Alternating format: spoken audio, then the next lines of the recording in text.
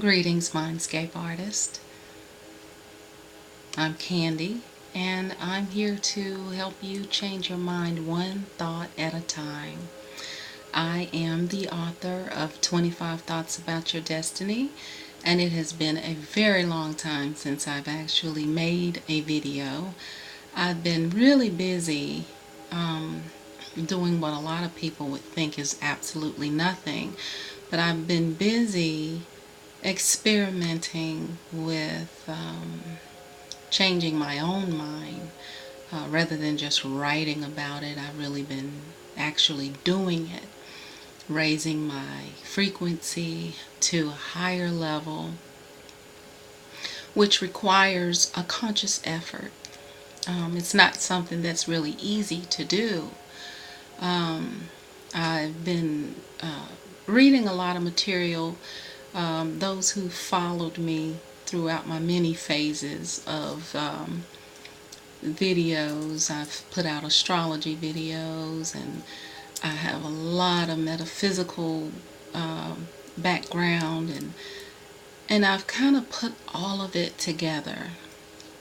There's nothing new under the sun, so I'm not here to share anything with you that you can't pull up on YouTube. It's just a matter of what you prefer as a means of delivery.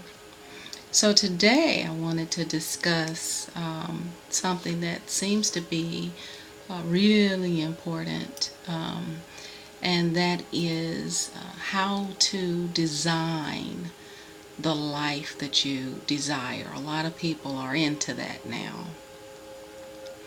And for those of you who know, I am a huge reader of the Bible, of sacred text, universal sacred text.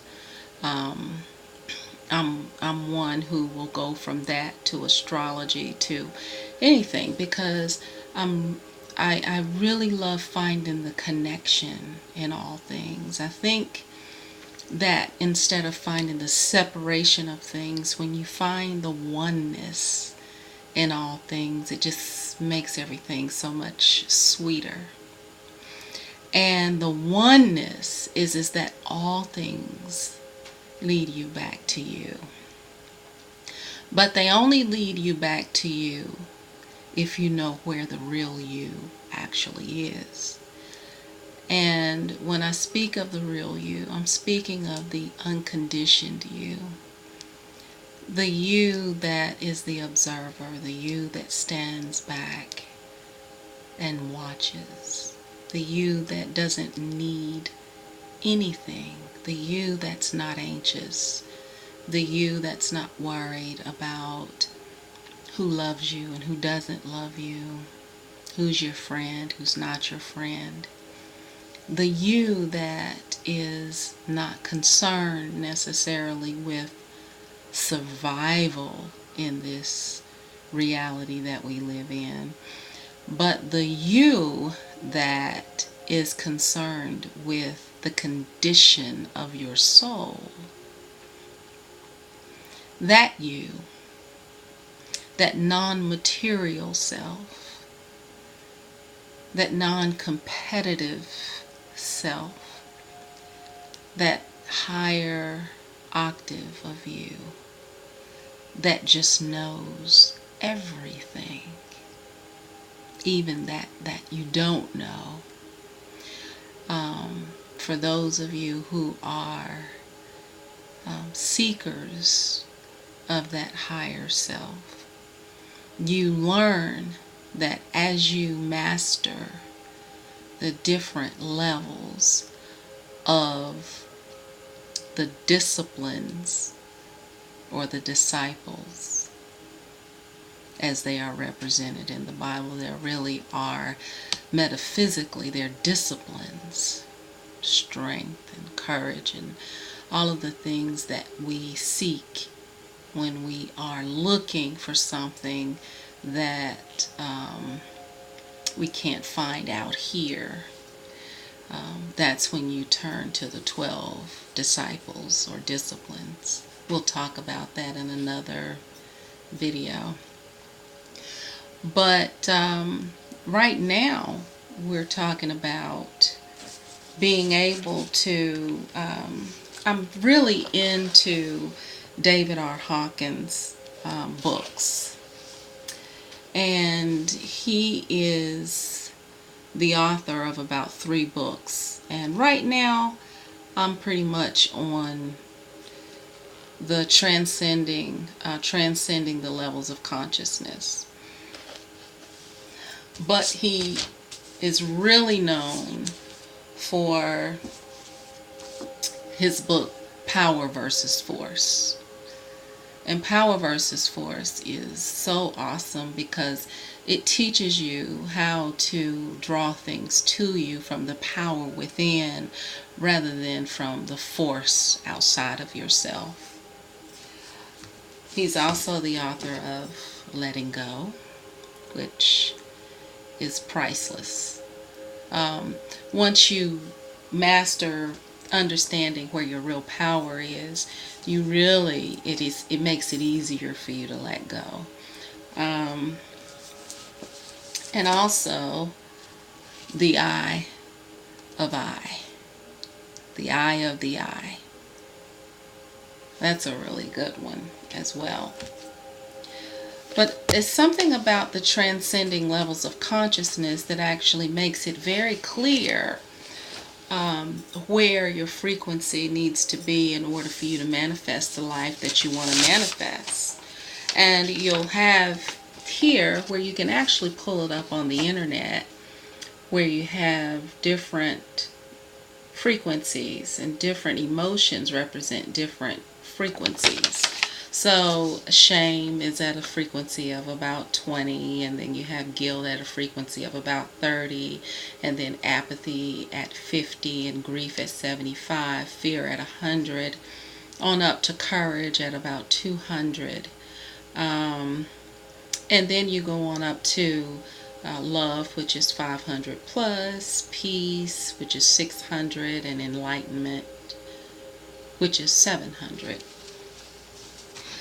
And it's not to say that you don't feel any of the lower level ones, because in this age of people trying to be so positive, people neglect the fact that we need negative as well. So it's like the negative, what is that noise? So it's like the negative is kind of like a launching pad. The negative is on the ground. The negative is where you're going to get this uncomfortable feeling, where you're going to feel like, okay, there's something I need to do. So you can utilize the negative as an alarm, so to speak. Oh, I'm not really feeling that comfortable. I think that I need to do blank. And whatever you need to do to bring your vibration up, you do that, which is why it's important to experiment with this first, so that you will know the things that bring your vibrations down and the things that raise your vibrations. It's very good to journal, to say, oh, well, when I was feeling shame or guilt, or when I was feeling sad or lonely or whatever it was, this is what was happening during that time. This is what I did to change my mindset and bring my vibration up. And so once you learn those things that actually raise your vibration, you realize, okay, I'm not at the mercy of other people. I'm not at the mercy of what's going on around me. Those are just projections, right? The true reality is what's going on inside of you. The true reality is how you are perceiving what's being projected at you, right? So when you realize that you are not what's going on out there, that it is what you're projecting in here that is determining what's going on out there, then you begin to learn how to steer so to speak, a lot better this life, right? A lot of people are just riding. A lot of people are just riding. They're just like, oh, I'm just here. But when you learn how to steer, not with your mind, but with your body, with your soul, getting in touch with that higher self inside of you, the God within, you learn how to navigate. You learn how to move. Oh, like Bruce Lee said, be like water. Be like water. I love Bruce Lee. He's like my favorite everything. But when he says be like water, basically what he's saying is to be objective. Water doesn't judge. Water just moves. Water does what water does. Water just, it does what it needs to do to get where it needs to go. You know. Also, you can speak into water, and water will actually take on the vibration of what you speak into it. Water is a liquid crystal, right? It has its own vibration, and you can actually manipulate that vibration, right? And we are 70 to 80% water. So when you think about the fact that we are water, Bruce Lee says, be like water. And then you realize that you can actually program water. Then you realize how suggestible we are to, how programmable we are. And we're going to get more specific into the programming that we all buy into, that I have learned from personal experience drains the life out of you. And a lot of us willingly hand ourselves over to the expectations, the false expectations of our environment, because it gains us approval, it gains us acceptance, and it gains us what we think is respect. But what happens is over a period of time, you lose who you really are. And if you pay attention, you'll realize that the only time that you truly, truly get upset is when you forget who you are.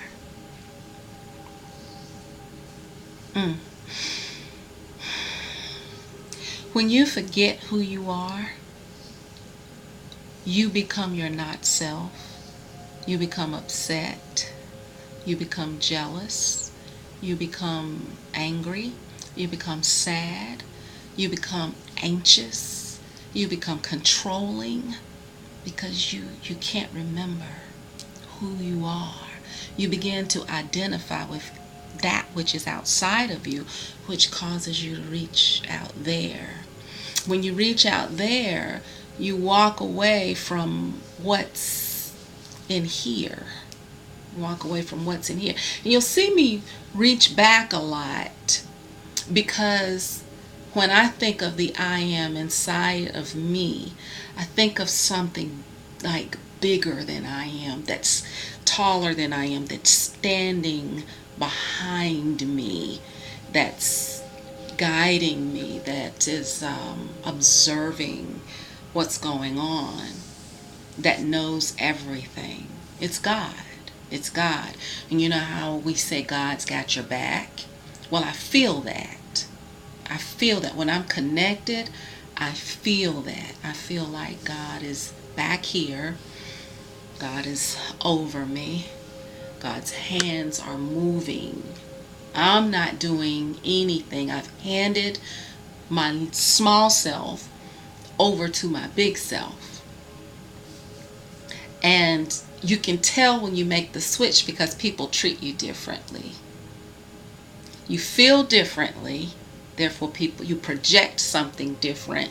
So therefore, When you project something different, the reflection coming back at you is going to be different. You change your movie.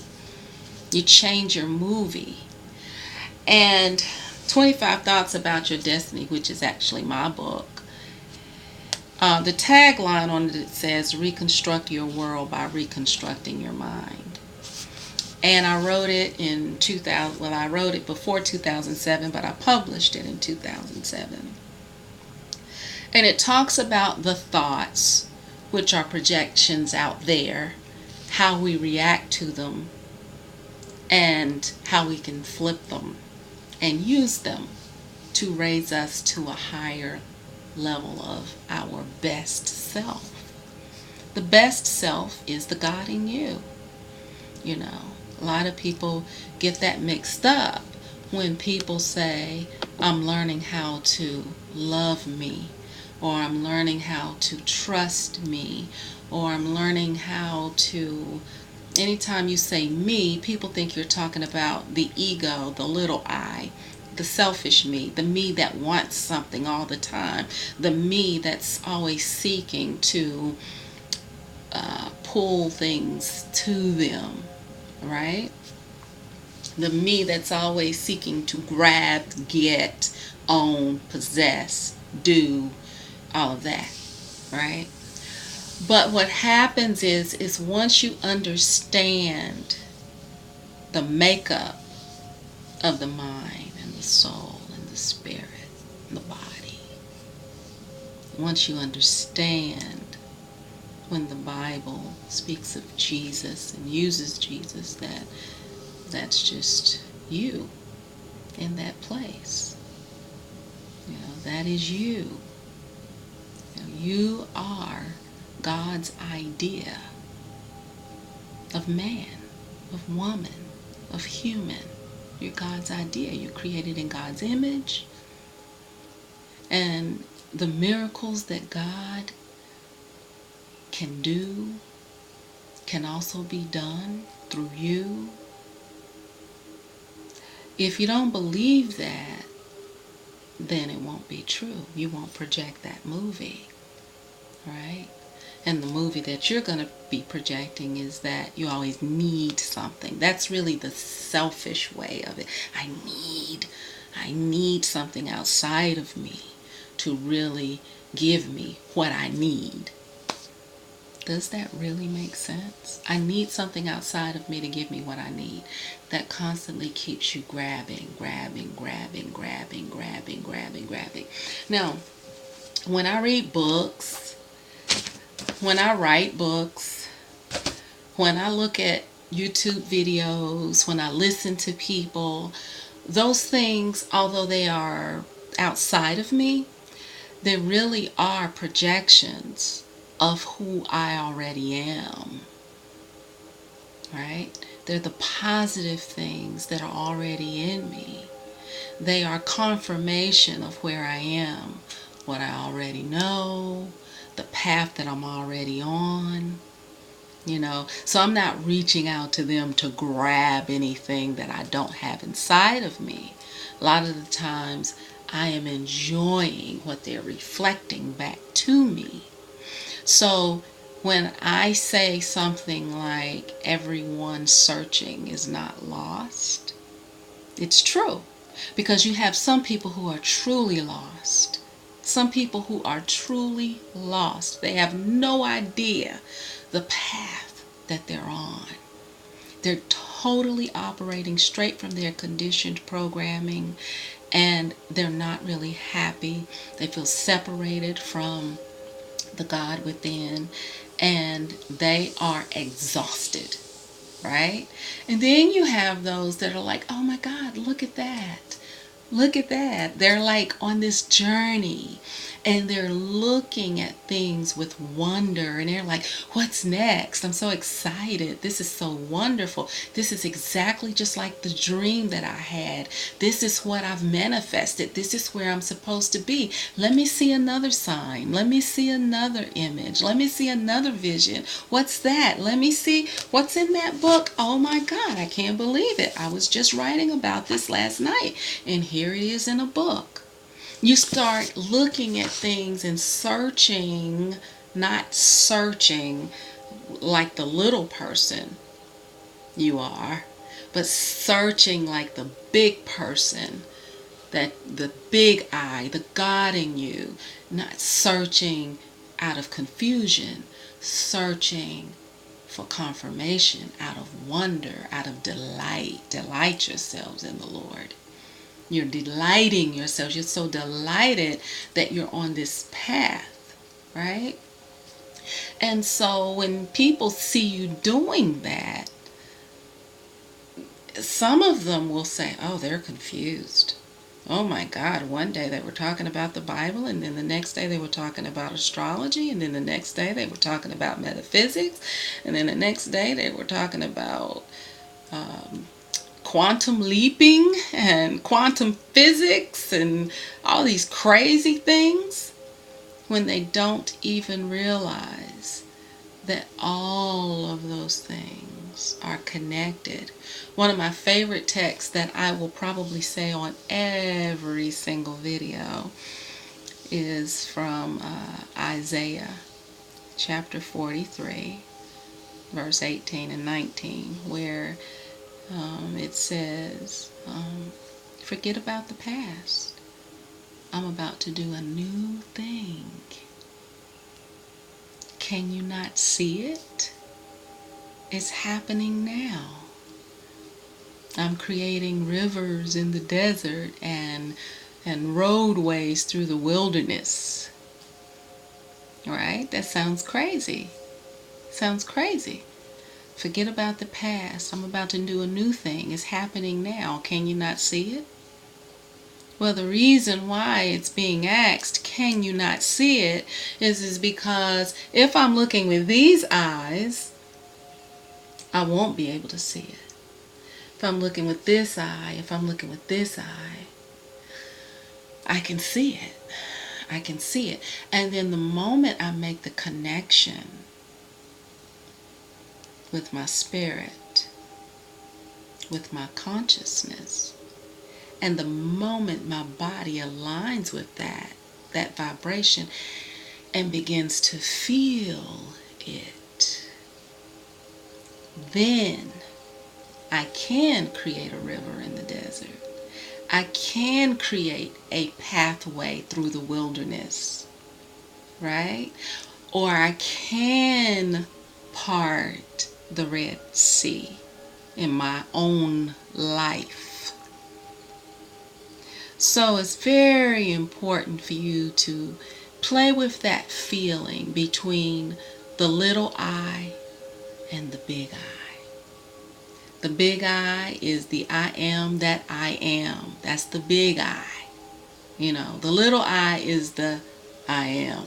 The big I is that I am. All right? So,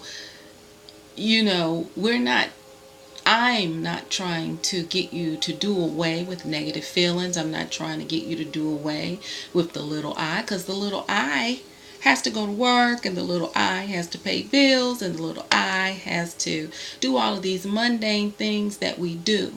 But when you're connected to the big I, you move through life so much easier, right? And the reason why I keep taking deep breaths is because my lungs have been compromised before through living through my little I self. And when I'm living through my little I self, I have a difficult time breathing. And the doctors call it asthma, and I called it asthma for a long time. But what I realized was that when I have a hard time breathing, it's because I personally am constricting myself. I am making myself unable to breathe. But when I'm living in my full consciousness, and when I'm completely connected to the big I in me, I never have problems breathing.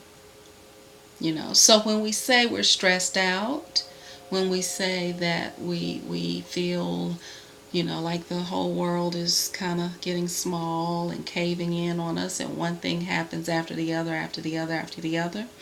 That means we have a momentum going of negativity and feeling out of control and living in that little eye. We're being carried by life. We're being drugged by life, right? Instead of understanding that life is in us and we carry life. We carry life. Life doesn't carry us, we carry it. Everywhere we go, we carry it. All right. So I just wanted to share that with you. Right. I want you to practice that. The big eye, the little eye. Right. When you're the little eye.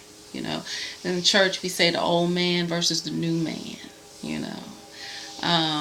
The God in me. However ever you want to say it. I don't. I can say it like 10, 12 different ways. But you know exactly what I'm speaking of, because everyone at some point has felt that connection with the God in them, right? So practice when you feel that, staying there for a while, because the more familiar you get with that, the easier it is to get back to it. See, a lot of times people think being conscious is so important, but conscious of what? Black consciousness. That's a form of consciousness, but it's a consciousness of something that doesn't really exist. I used to be conscious like that, and I would always hit a ceiling. You can only go so far with that, because the God consciousness transcends all of that, right?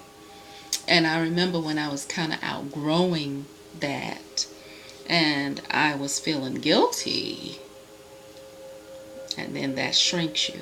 Feeling of guilt and shame, it's always so much lower. You feel like, oh, am I disconnecting from, the cause? Am I, there really is nothing going on out there that we're not feeding into, right? And the idea is really, truly not to feed into it. You can't solve a problem that's based on an imaginary construct. There's no such thing. It's been created, and then it's all been carried out by our minds and projected through our actions. It's a program. It truly is a program. So once you can tell the difference between the conditioning and the programming, and really channel into the divine, you'll begin to lean more towards the divine, which is not untouchable. It's not something that's only for monks. It's not something that is only for the clergy and people who are religious. It's actually way past that. It's for your own personal growth. But definitely think about that, because I'm going to bring that up in the next video. Okay? I hope this was of help to you. And again, reconstruct the world by reconstructing your mind. I know you can do it. Bye.